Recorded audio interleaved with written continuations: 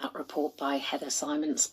Westminster politicians are being warned that ignoring agriculture and rural communities in their policy making is counterproductive, and a lack of investment in the countryside damages the UK's economy as a whole.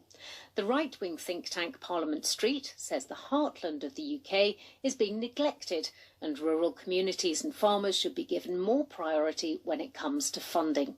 I asked the author of the report, Naomi Ferguson, why they described rural communities as being in crisis. Well, from infrastructure challenges all the way through to poor connectivity, rural communities really do struggle.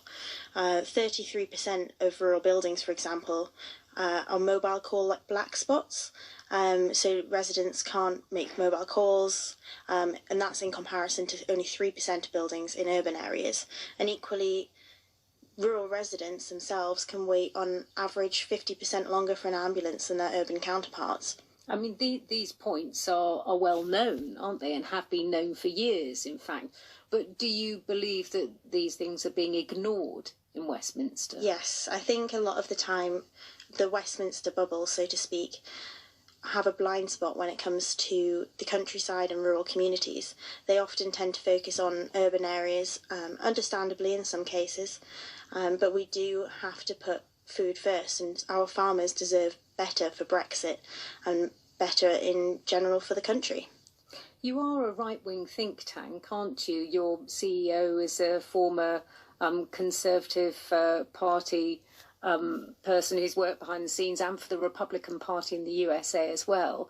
The Conservative Party actually relies quite heavily on votes from the country, indeed. Are you criticising then the party's lack of consideration for its own voters and its own voting heartland? The real issue is probably to do with consecutive governments ignoring the British heartland in general. As an industry that provides 122 billion to the UK economy and 4 million jobs, it has seemed neglected throughout several different administrations, not just the current one.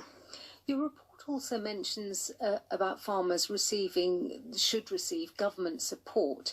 Do you mean that to be public money for public goods, which is proposed under the new agriculture bill, which is still going through Parliament, or more of a continuation of the common agricultural policy of direct payments for owning land rather than providing public goods? Public money for public goods is a step in the right direction. I think we need to look at government support and how we support our farming industry, because when we're coming out of Europe, a lot of those subsidies are under threat. It is an opportunity coming out of Europe.